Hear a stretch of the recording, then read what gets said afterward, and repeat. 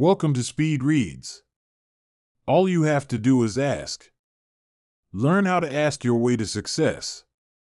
Why do some people succeed while others fail? Why do some projects take off while others fizzle out? Is the magic ingredient talent? Money? Dumb luck? None of those things hurts, of course, but, in many cases, whether or not you succeed depends on a somewhat less obvious skill, your ability to ask for help. And yet most people struggle to request assistance. They worry that such a request will make them look incompetent or that it will simply be denied. But when we allow ourselves to ask for help, we unlock resources that may have otherwise remained forever hidden to us. As you'll find out in this summary, asking doesn't just benefit us personally, it can also work wonders for our teams and organizations. In this summary, you'll learn the 4 styles of giving and asking, 3 steps to learning how to ask for what we need, and how to create a psychologically safe workplace. Asking for help is the bridge between us and success. A baby was once born in Romania.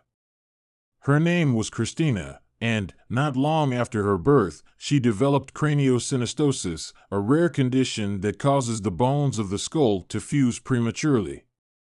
Craniosynostosis can result in a permanently misshapen head and distorted face.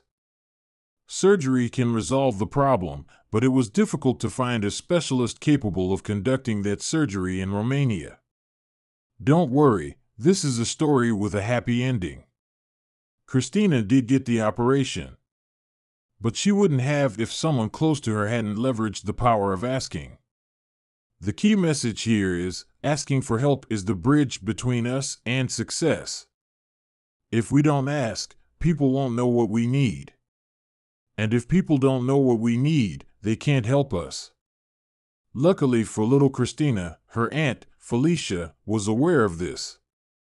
Even luckier for Christina, Felicia happened to be taking part in an activity called the reciprocity ring when Christina developed craniosynostosis. A reciprocity ring is a guided group activity that allows participants to tap the collective knowledge, wisdom, and resources of a large network to obtain the things they need. Felicia, who lived in France, used this opportunity to ask for contact with an experienced pediatric cranial surgeon who could help her niece. One of her fellow participants was a pediatrician, and he introduced her to a relevant specialist. The rest is history. You never know what people know, or whom they know, until you ask. If Christina's story wasn't enough to convince you, here's another illustrative example. A senior engineer at a major auto company had encountered a complex technical problem.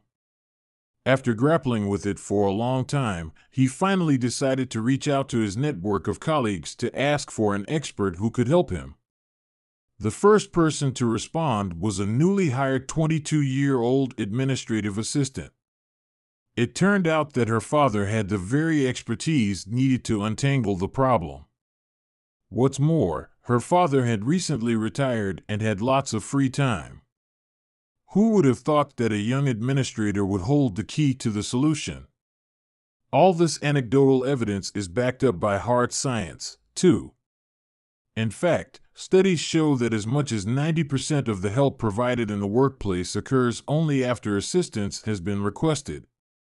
So next time you feel stressed at work, don't hold back. Reach out to a colleague and experience the power of asking for help. We routinely underestimate other people's willingness and ability to help. Imagine the scene: you have to make an urgent phone call, but your phone battery is dead. Would you have the courage to ask to borrow a stranger's phone? Even if doing this didn't feel far too awkward for you, you might assume that no one would say yes. But you'd be wrong. Psychologists at Columbia University have found that many strangers in New York City were willing to oblige when participants in a study asked to use their cell phones. In fact, it took, on average, only 2 tries to get a New Yorker to lend a phone. Believe it or not, participants didn't even have to make up a sob story about why they needed to borrow it. This is the key message. We routinely underestimate other people's willingness and ability to help. People help one another more than you might think. One global Gallup survey found that 73% of Americans had helped a stranger within the past month. What's more, the majority of people in more than half of the 140 countries surveyed had done the same. Gallup also estimates that, worldwide, roughly 2.2 billion people help a stranger every month. Still, many people struggle to make requests of those outside of their closest social circles. But this is a mistake. Our acquaintances can be a bridge to different social circles. Making requests of them can open the door to new information and new solutions, not to mention other resources. Friends from your past can serve a similar function. You might assume that your attempts to reach out will be rebuffed, or that your former friends may resent you reaching out just to ask a favor. But most people are, in fact, both happy to hear from an old friend and eager to help. Given that your life and theirs have gone in different directions, it's also likely that your knowledge and social networks no longer overlap as much as they once did. This could be just what you need to solve whatever problem you're facing. Sometimes, however, what stops us from speaking up has nothing to do with individuals, but with our organization's systems and procedures. That's what we'll examine in the following summary. A company's culture, systems, procedures, and practices may stop us from asking for and giving help. When you're applying for a job, how much consideration do you give to a company's culture? For some, it's as important as the job description and financial reward. So what's the most important ingredient in an organization's culture? According to researchers at Google, the answer is clear: psychological safety. When a workplace is psychologically safe, employees feel comfortable asking questions, admitting mistakes, and bringing up problems. In fact, Catherine Deckers, a senior manager at Google, says that psychological safety has been integral to the tech giant's ability to drive innovation in their products.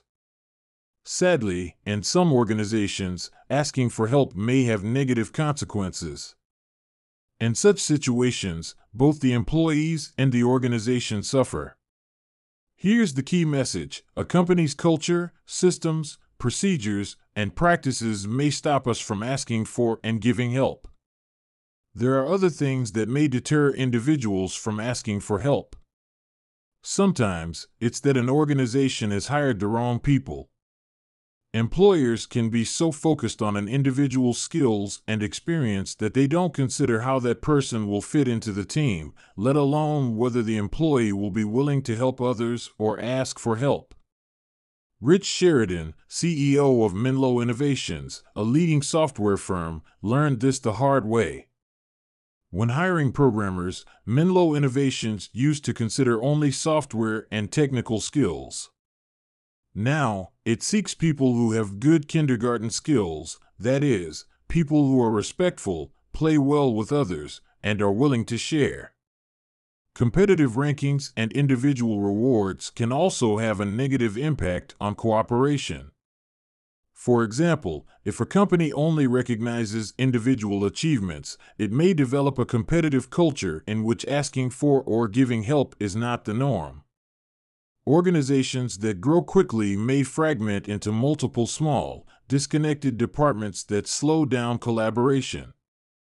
Globalization can also put the brakes on collaboration, with people separated by distance, time zones, and cultural norms. Clearly, there are many obstacles to asking for help. But we can begin to overcome them once we understand the law of giving and receiving. We'll discuss that next. Asking for help is as important as giving it. There is more happiness in giving than there is in receiving, or at least so says an ancient proverb. But does this mean that it's wrong to receive? Not at all. In fact, these two acts go hand in hand.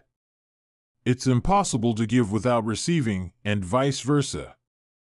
The law of giving and of receiving, or asking, is not about helping those who help you. It's about helping others regardless of whether they've helped you or are likely to help you. It is an investment that will yield powerful returns over time. The design firm IDEO is already reaping the rewards. That's because of its active culture of helping, which encourages colleagues to share what they know and ask for help when they need it. The key message here is, asking for help is as important as giving it. There are 4 general styles of giving and asking. First, there's the overly generous giver. People like this spend so much time giving that they may suffer from generosity burnout. They enjoy the gratitude of others. But because they don't disclose their own needs, overly generous givers miss out on the ideas, information, and opportunities they need to be successful. Second, there's the selfish taker. Such people are so self-focused that they rarely, if ever, repay the generosity of others. There are times, though, when even the most selfish takers will give. Studies have proven that this happens more often when their actions are public than when they are private. This is because they are concerned about their reputations and don't want to appear selfish. Then there are the lone wolves. These value self-reliance. Lone wolves hardly ever seek help, and they hardly ever give it.